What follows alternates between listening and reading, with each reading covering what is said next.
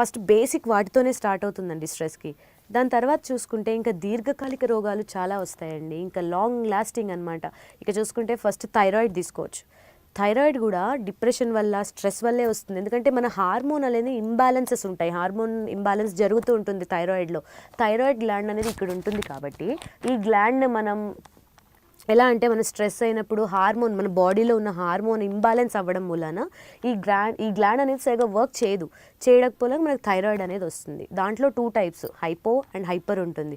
ఇక హైపోథైరాయిడ్కి వచ్చేస్తే మనుషులు లావ్ అయిపోవడం, వెయిట్ గెయిన్ అయిపోవడము, అన్వాంటెడ్ హెయిర్, పింపుల్స్ ఇలాంటివన్నీ వస్తుంటాయి. ఇక హైపర్ థైరాయిడ్ చూసుకుంటే ఆ థైరాయిడ్కి మనుషులు వీక్ అయిపోవడం, సన్నబడిపోవడము, ఇక ఓపిక ఉండకపోవడము, ఇట్ డిఫర్స్ అనమాట. సో ఫస్ట్ మేజర్ ఇష్యూ ఏంటంటే ఈ స్ట్రెస్ వల్ల థైరాయిడ్.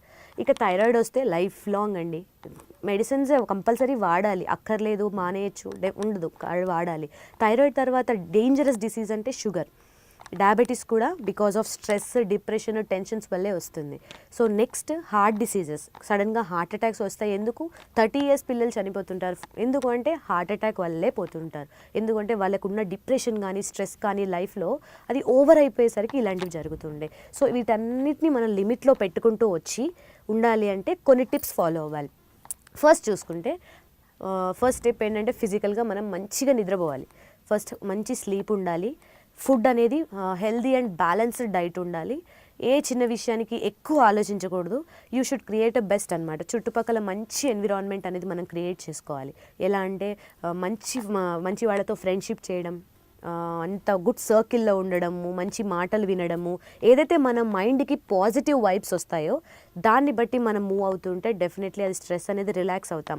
పాటలు పెట్టుకోవడం, కొంతమంది స్ట్రెస్ రాగానే ఫస్ట్ సాంగ్స్ పెట్టుకుంటారు మెలోడియస్గా ఎంజాయ్ చేస్తూ, ఆ మూమెంట్లో కూడా మన మైండ్ అనేది రిలాక్స్ అవుతుంది. అలా రిలాక్స్ అయినప్పుడు కూడా స్ట్రెస్ లెవెల్ కంట్రోల్లో ఉంటుందన్నమాట. సో ఈ టిప్స్ అన్ని ఫాలో చేసి ఇంకా మెడిటేషన్, యోగా, మనకి నెంబర్ ఆఫ్ యాక్టివిటీస్ వచ్చాయి ఇప్పుడు. సో వాటన్నిటిని మనం చేసుకోవచ్చు. ఈ మెకానికల్ లైఫ్లో కొంచెం టైం అనేది మీ స్ట్రెస్ని మీరు కంట్రోల్ చేసుకోవడానికి ఉపయోగించుకోండి. ఇలా మెడిటేషన్, యోగా, మంచి మన ఫ్రెండ్స్తో, రిలేటివ్స్తో, చుట్టాలతో, వాళ్ళతో టైం స్పెండ్ చేయడం, ఇలాంటివి చేయడం వల్ల డెఫినెట్లీ మీ స్ట్రెస్ లెవెల్స్ కంట్రోల్లోకి వస్తాయి. అండ్ ఇంకా ఫుడ్ పరంగా చూసుకుంటే ఫుడ్లో తీసుకోవాల్సింది ఏంటంటే ఫ్రూట్స్ తీసుకోవాలి, వెజిటేబుల్స్, ఇంకా సాలాడ్స్, ఇలా వెరైటీ ఫుడ్స్ తీసుకోవాలి. జంక్ ఫుడ్స్ ఏదైతే ఇప్పుడు మనం చిన్నపిల్లల నుంచి చూస్తుంటే, if I take an example, 5 years బాబు గురించి ఎగ్జాంపుల్ తీసుకుంటే, వాడికి ఫ్రూట్స్ ఒక పక్కన, పిజ్జా అండ్ బర్గర్ ఒక పక్కన పెడితే హీఈస్ గెటింగ్ అట్రాక్టెడ్, దానికే అట్రాక్ట్ అవుతున్నాడు. పిజ్జా అండ్ బర్గర్ దానికే, పళ్ళంటే వద్దంటున్నాడు. ఎందుకంటే మనం అలవాటు చేయకపోవడం వల్ల. ఎందుకంటే మనం తింటే డెఫినెట్లీ వాళ్ళకి అలవాటు అవుతుంది. సో అలా హెల్దీ ఫుడ్ని మనం ఇంట్లో కూడా రొటీన్ చేసుకుని ఈవినింగ్ అవ్వగానే ఒక ఫ్రూట్ ఇచ్చి ఇది తినాలి అని పిల్లలకి మనం ఎడ్యుకేట్ చేయాలి. చేసినప్పుడు వాళ్ళు మారుతారు. So avoid junk food completely. Oil foods, fry foods ఇలాంటివన్నీ కంప్లీట్గా తీసేయాలి, విచ్ స్పాయిల్స్ యువర్ హెల్త్. ఈ హెల్త్ని పాడు చేసేవన్నీ తీసేయవలసిందే.